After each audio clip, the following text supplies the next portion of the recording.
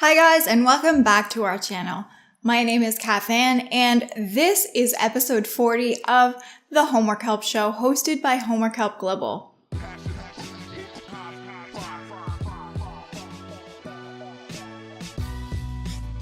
I am sure I don't have to remind you that exams are coming up. Have you ever been in a situation where you've studied really hard, you've been diligent all semester, you've attended every class, and you've even pulled all-nighters to make sure that you get the right information for your test the next day? And then once you get to the test, you draw a blank and you have no idea what the professor is looking for. Super frustrating, right? You've come all this way, you've done all this work, but for what? And you've studied, so you would think that you could do well in the exam. It just doesn't make sense. Well, this is what we are going to talk about today. If you are experiencing this, I hate to break this to you, but you haven't actually learned the material in the first place. Okay, I know you're probably yelling at the screen or saying, What are you talking about? I know. It sounds really difficult to hear, especially if you study for long hours. You would think you would have learned something, but just hear me out. Let me ask you a few questions. Do you attend class regularly and listen to your professor's thoughtful, logical explanation of the content and think, oh yeah, this makes sense? Do you attend class regularly and review your notes? Do you do practice questions in your textbook with the open book by your side and the answers right by your side, thinking that you're doing the best to practice what you can and prepare for an exam? You're not alone. These are strategies that we have been taught to implement into our study routines. However, they are not always the most effective, unfortunately. The reason for this is because all of these activities are passive. So in other words, you are intaking information, but you're not actually grappling with it or working with the new material in order to understand it. Although you might recognize similar material and be able to regurgitate it in a specific set of circumstances, you're not going to be able to do much more than that. And particularly if you are working or learning in a field that has a hands-on component, you're certainly going to want to be able to apply the material in a variety of contexts. And this is why listening to lectures and reading through textbooks is not necessarily the most effective.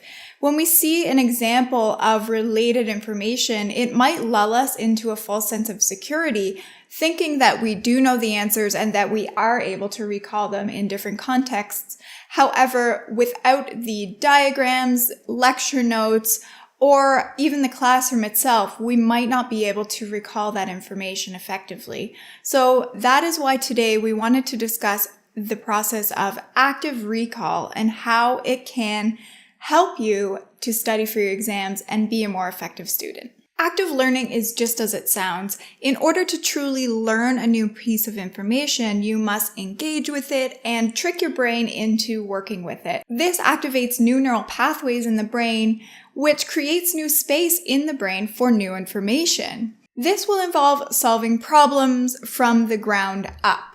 You have to work with the information in order for it to become ingrained in your brain. And that means working with information without the help of notes, slides, or lectures, or even the answers. So let's talk about how you can incorporate active recall into your study routine, even when you have no idea where to begin, because there might be times that you might see a question and you might not even know where to start. So let's start there and we'll build upon that. There are a variety of ways that you can incorporate active recall into your study routine, and I'm going to give you a couple of steps about how to do that. Step 1, copy it all down. So you're in class, the TA, professor, instructor puts a question up on the board. Record that. Write that down in your notebook. You can also look online to find different questions, depending on what discipline you are in. You can also look at old tests. You could look in your textbook. But just make sure that you're not also looking at the answers because we want to start with a blank slate. So your best way to do this is to write everything down. Don't use a computer, use a pen and paper or a pencil. Write everything down. And don't worry at this point if you don't understand. This is part of the process. Step number 2, start small. Start by breaking a problem down and go through step by step. Break down each component of the problem, write out equations, drawing out all of the concepts that you have learned thus far. You want to look at each variable, each part of the equation, and eventually piece it all together in a solution. Write out formulas that you have learned and work diligently with the question, putting everything you know into the question. Even if you don't get the correct answer, this is going to be a step towards your learning process. And remember, that is what we are looking for today. We're looking for active engagement with information as opposed to passive reception. You can even begin with easier questions and work your way up to more challenging concepts. That is probably your best bet because then you will not get frustrated. Trust me, it is going to be a bit of a frustrating process because you will not necessarily know the answer to every question, and it will take some time for this information to become ingrained into your brain. However, this is the process, and trust this process. Step number 3, do active recall. Once you become familiar with all of the steps involved in solving this type of a problem, engage in active recall by taking a new problem and trying to figure it out from the ground up. You can still break it down in steps, write out all the formulas and everything that you think you need to solve the problem and come to a solution. And again, make sure you are not looking at the answer. Also try doing so without the help of any supplementary aids. So maybe you have a cheat sheet or maybe you have a reference page that you are looking at in order to get some information in regards to the formulas you would need. For this active recall process, make sure that you're kind of setting those things aside until you can wrap your head around the concept and come to somewhat of a solution. If you really do get stuck, you can make use of those resources, but the less you make use of those resources, the better you are going to be able to adapt and to be able to do this process in a time crunch on an exam. Now, this is not just going to be a one-time process. This is going to be something that you're going to want to do throughout the course of a semester. When you are studying, write down questions as they come up and almost create a sample test for yourself. So as you're going through in each step, in each class throughout the semester, you can be looking at ways to practice as you go along by recording questions and making a sample test for yourself to plan and to study in advance for the exam.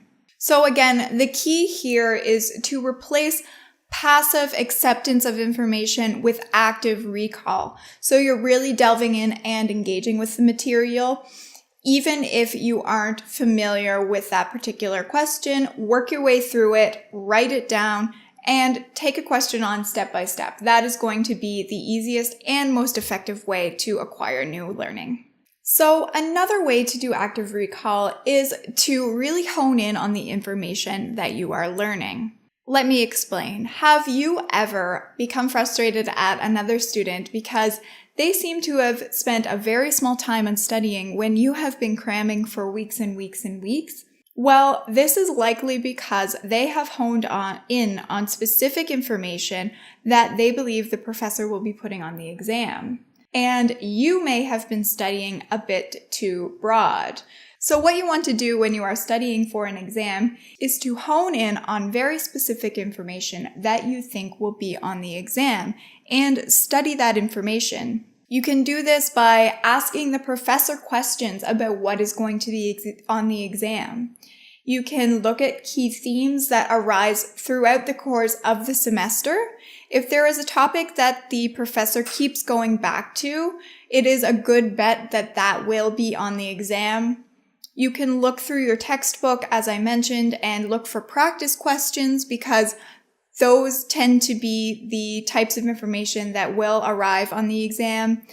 You can consult with former students of that class and see if they remember anything that may have been on the test in a year before. You can also attend your library and ask if they have any samples of exams from years past. And this is a really great way to acquire information about the exam and just learn what types of questions will be on a certain type of exam. Another idea is to create an online test for yourself to begin to test your knowledge using an online application. There are many applications out there that you can make your own tests, and that will be a great way for you to practice the information that you are learning. Okay, so that's it for me this week, guys. I hope you have good luck on your exams. Remember to do active recall when you are studying and plan out your study time. Make sure to check out all our other videos on acing your exams. We have a few. I hope this video was of benefit. Let us know if you have any questions in the comments below, and if you do make use of active recall. We'd also love to hear if you have any suggestions for study techniques or suggestions for future episodes. If you're looking to check out any of our other content, make sure to jump into the description box below. All of our social media platforms are linked there for you. If you did like this video, please give it a thumbs up and subscribe to our channel so you don't miss out on any content. Alright guys, I will talk to you next week. Have a great week, talk soon, and take care.